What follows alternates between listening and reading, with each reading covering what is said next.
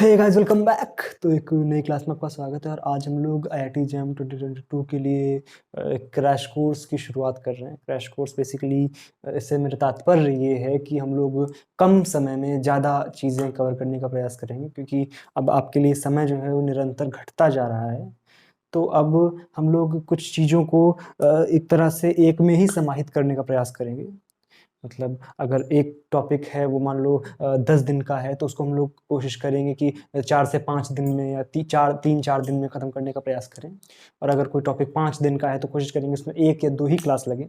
तो इस तरह से हम लोग सारे सिलेबस को एक तरह से रिवाइज करने वाले हैं। शुरुआत कर रहे हैं एक रोमांचक, बोलना गलत नहीं होगा, रोमांचक या उत्साहित कर देने वाला टॉपिक, क्वांटम मैकेनिक्स, आप सबका फेवरेट। ठीक है ना। कुछ लोग बोल रहे होंगे मेरा तो फेवरेट नहीं है, लेकिन सबको पसंद आने वाला टॉपिक है। तो क्वांटम मैकेनिक्स की शुरुआत कर रहे हैं हम लोग। जो ज़्यादा समय नहीं व्यर्थ करेंगे अपना इसमें बातों में बेसिकली, ठीक है।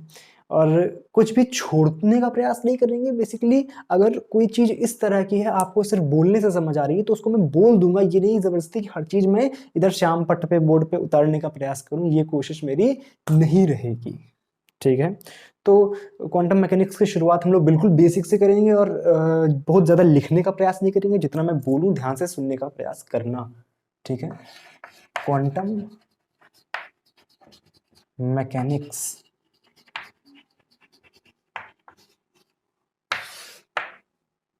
ठीक है। तो क्वांटम मैकेनिक्स की शुरुआत 19वीं शताब्दी से शुरू करते हैं, ठीक है ना, जहाँ से वो शुरुआत हुई थी बिल्कुल। कि जो आपने शायद सुना भी होगा, क्योंकि अगर आप अभी तक बिल्कुल भी प्रिपरेशन नहीं करे हैं या थोड़ी बहुत भी करी होगी, तो फिर भी थोड़ा बहुत क्वांटम मैकेनिक्स का आइडिया तो होता ही है, ठीक है। चलो, अब कोई भी नहीं भी है फिर भी एक बार ध्यान से सुनने का प्रयास करो। क्वांटम मैकेनिक्स की शुरुआत जहाँ से हुई है वो थोड़ी पुरानी बात है, जहाँ से किसी को आइडिया भी नहीं था कि क्वांटम मैकेनिक्स यहाँ से निकल करके आ सकती है। बेसिकली जब ये एक्सपेरिमेंट शुरुआत में चल रहे थे, क्लासिकल मैकेनिक्स का जब दौर था, तो वहाँ पे कुछ एक्सपेरिमेंट इस तरह के हुए जहाँ पे कुछ रिजल्ट इस तरह के निकल करके आए जिनसे कि जो हमारा समाज था उसमें परिवर्तन आना शुरू हुआ। मेरा कहने का मतलब ये है कि एक एक्सपेरिमेंट हुआ जिसमें हमें ये पता चला कि जो मान आप ग्राफ देखो उसका, फिर समझ आएगा, ठीक है। इधर हम एक क्वांटिटी लिख रहे हैं लैम्डा यानी वेवलेंथ, और इधर एक क्वांटिटी डिफाइन कर रहे हैं यू लैम्डा डी लैम्डा। ये यू लैम्डा डी लैम्डा क्या है, इसका बिल्कुल अभी आपको सार समझाते हैं।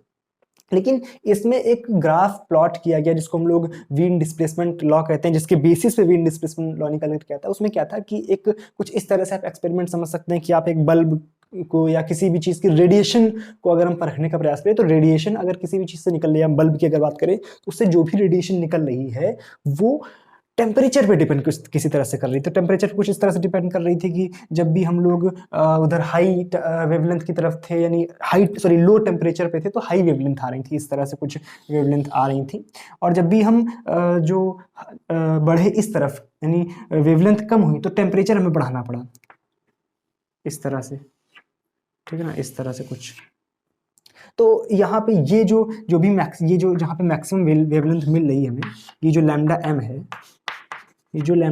ये लैम्डा एम जो है वो टेम्परेचर के इन्वर्सली प्रोपोर्शनल है। इसका मतलब ये था कि जो भी हम मैक्सिमम वेवलेंथ अचीव कर रहे हैं, वो जैसे जैसे हम टेम्परेचर बढ़ा रहे हैं, वैसे वैसे वो जो मैक्सिमम वेवलेंथ है वो घटती जा रही है।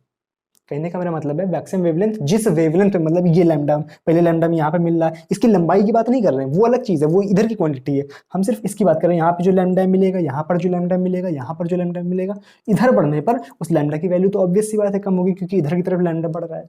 तो लैम्डा के साथ साथ टेम्परेचर किस तरह से डिपेंड करता, सॉरी, टेम्परेचर के साथ साथ लैम्डा किस तरह से डिपेंड करता है, वो इस रिलेशन से मैं समझ करके आया था, और जो इसको वीन डिस्प्लेसमेंट लॉ भी बोलते हैं। वीन डिस्प्लेसमेंट, ये एक एक्सपेरिमेंटल लॉ है, इसके लिए लॉ है, इसका कोई प्रूफ नहीं है, ठीक है ना। तो एक ये लॉ बना, और इसके बेसिस पे इसके जो बोल सकते हैं डेरिवेशंस, या बोल सकते हैं कि जो एक्सपेरिमेंटल रिजल्ट हमारे पास थे, लेकिन थ्योरेटिकल रिजल्ट्स लाने के बहुत प्रयास हुए। अब थोड़ा सा बात को कवर अप करने की कोशिश करते हैं कि डेरिवेशंस किस किस तरह से हुए। मान लो भाई, हमें एक ग्राफ में उठा लेते हैं इस तरह से, ये हमारा वीन डिस्प्लेसमेंट लॉ, यहाँ से इस तरह से हमें एक कर्व मिला, ठीक है ना। थोड़ा सा और अच्छा बनाने का प्रयास करते हैं। इस तरह का एक हमें कर्व मिला, ठीक है। इधर यू लैम्डा डी लैम्डा, चलो इसको भी डिफाइन करके आपको समझाई देते हैं एक्चुअल में है क्या। यू लैम्डा डी लैम्डा एक जो क्वांटिटी है, ये बेसिकली कुछ एनर्जी को रिप्रेजेंट कर रही है, लगभग एनर्जी को रिप्रेजेंट कर रही है। किस तरह से, ये एक्चुअल में एनर्जी है, लेकिन per unit time, sorry per unit volume, per unit time, ठीक है, पर यूनिट टाइम, और in the range of, in the range lambda two lambda plus D lambda. मतलब इस रेंज के बीच में जो एनर्जी हम टोटल कैलकुलेट करें, उसको टोटल वॉल्यूम से डिवाइड करें और टोटल टाइम से डिवाइड करें, तो हमारे पास बन जाएगी ये क्वांटिटी, वो ये लिखी हुई है, यू लैम्डा डी लैम्डा। समझ गए ना। तो ये क्वांटिटी हमारे पास है, ठीक है, चलो कोई दिक्कत नहीं।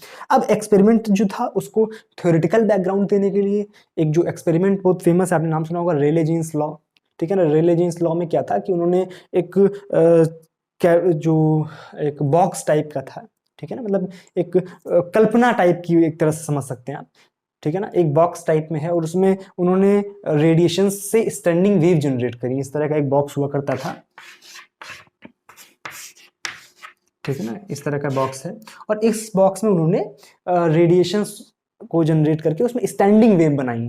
और उन स्टैंडिंग, भाई देखो, अगर हमें टोटल एनर्जी और वेवलेंथ में रिलेशन देखना है तो हम क्या करें, टोटल एनर्जी कैलकुलेट करना हमारा एक मेन उद्देश्य होगा, ठीक है ना। उसके बाद हम इस फंक्शन पे जा सकते हैं, ठीक। तो उन्होंने क्या किया कि जो भी इसमें हम जो हम वेवलेंथ बोल सकते हैं, या हम बोल सकते हैं टोटल नंबर ऑफ जो वेव्स हैं, उसको पहले कैलकुलेट किया। वो टोटल नंबर ऑफ वेव्स जो आया था कुछ 8 pi nu square by c cube. देखो हम लोग ये रिलेशन लैम्डा के टर्म्स में भी लिख सकते हैं या सी के टर्म्स में लिख सकते हैं, ठीक है ना। Lambda is nu, sorry c नहीं, न्यू, ठीक है ना। न्यू इज इक्वल टू क्या होता है, सी अपॉन लैम्डा। तो इस रिलेशन को आप चेंज करके एज वेल एज लिख सकते हैं। तो ये जो गिनती होके आई थी कि इतनी स्टैंडिंग वेव्स बन रही है, और इतनी standing waves per unit volume per unit time बनने के साथ साथ, समझ आ रहा होगा ना, टोटल एनर्जी का अगर मल्टीप्लाई करा दें इसमें, इतनी standing waves per unit volume per unit time हमें मिल चुकी हैं।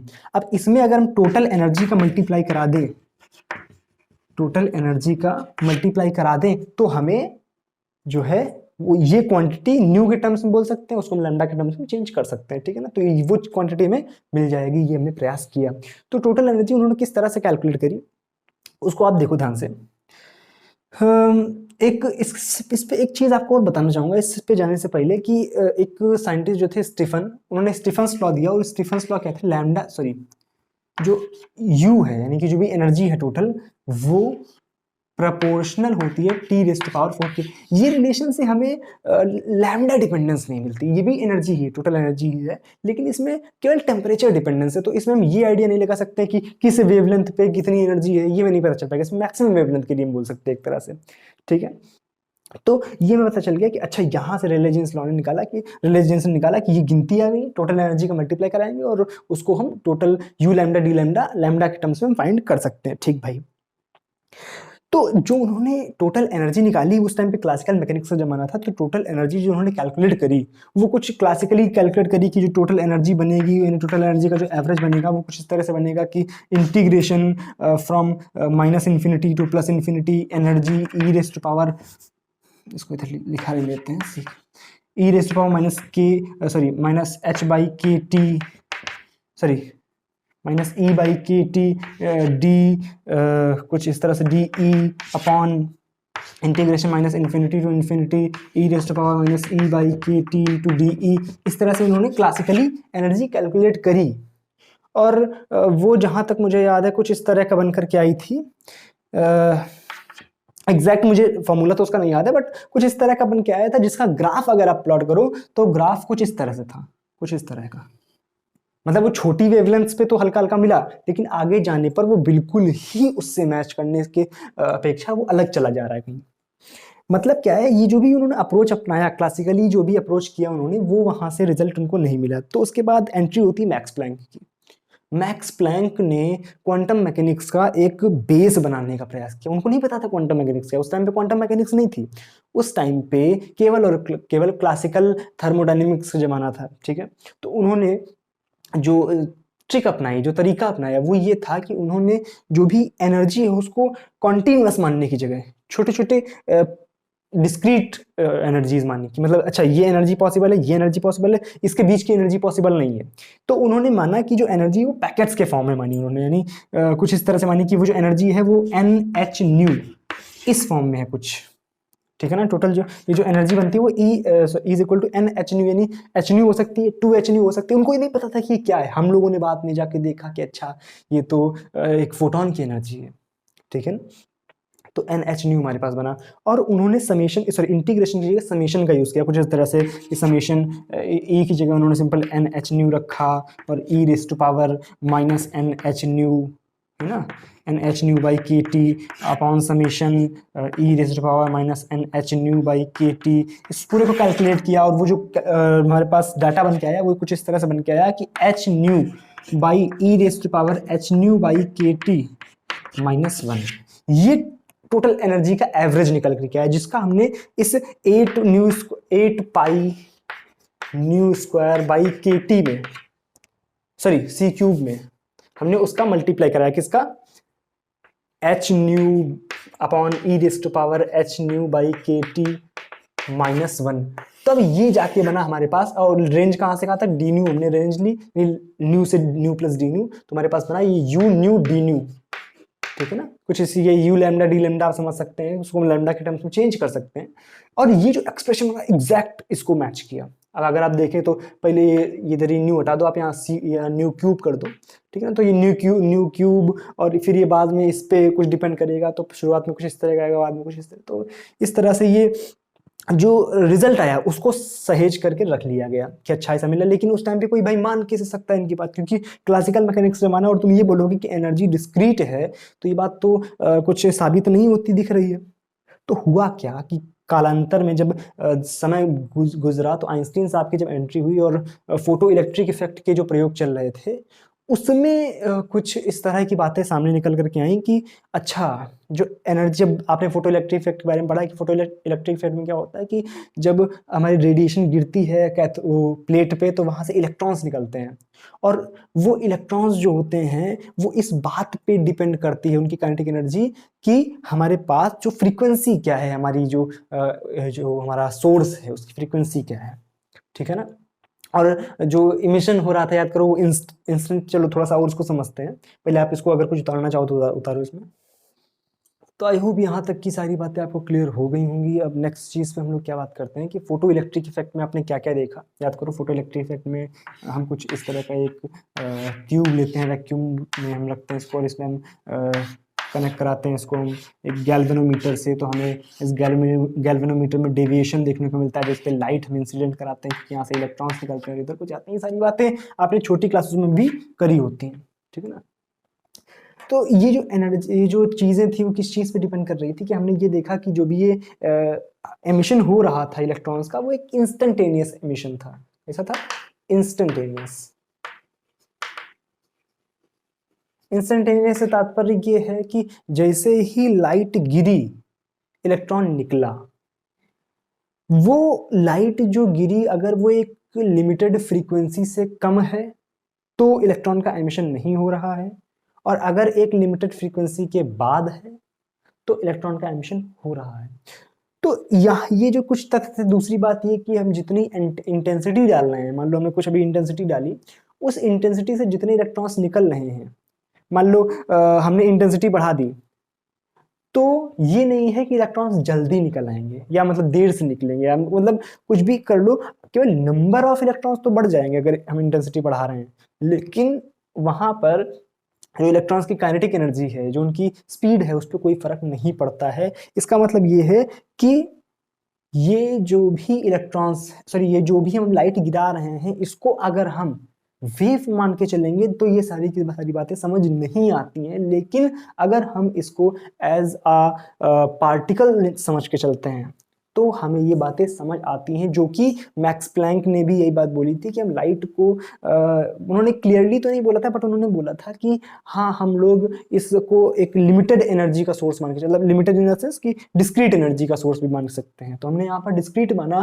तब जाकर के हमारा फोटो इलेक्ट्रिक इफेक्ट के जो प्रयोग हैं वो सफल हुए, और वहाँ पर जो तथ्य निकल करके आए, जो हमारे रिजल्ट निकल करके आए, वो ये निकले कि जो भी हम टोटल एनर्जी डाल रहे हैं, टोटल एनर्जी को आप किसी भी तरह से रिप्रेजेंट कर सकते हैं। उसको मान लो हमने एच न्यू से रिप्रेजेंट किया, मतलब एक फोटोन की एनर्जी है, उस फोटोन की एनर्जी को हम वर्क फंक्शन और उसकी काइनेटिक एनर्जी में बांट सकते हैं। इसका मतलब वर्क फंक्शन क्या था कि जब भी हमने लाइट गिराई तो इलेक्ट्रॉन तो अंदर धसा हुआ है, तो उस धसे हुए इलेक्ट्रॉन को सरफेस तक लाने में भी काम करना पड़ेगा। वो काम क्या है? वर्क फंक्शन, और उसको आगे बढ़ाना है काइनेटिक एनर्जी। तो अगर जो फ्रीक्वेंसी है वो इतनी नहीं है कि वर्क फंक्शन भी प्रोवाइड करा सके, तो इलेक्ट्रॉन तो निकल ही नहीं पाएगा। तो एक पर्टिकुलर टाइम पर ही वो फ्रीक्वेंसी हम अचीव कर सकते हैं जहां से वो इलेक्ट्रॉन बाहर निकले। उस पर्टिकुलर फ्रीक्वेंसी को हम थ्रेशोल्ड फ्रीक्वेंसी बोलते हैं, ठीक है ना। तो डब्ल्यू का जो फॉर्मूला बनता है that is H nu naught, यानी थ्रेशोल्ड फ्रीक्वेंसी पर ही work function, basically threshold work function वो है जो थ्रेशोल्ड फ्रीक्वेंसी पे हमारा इलेक्ट्रॉन को निकाल दे,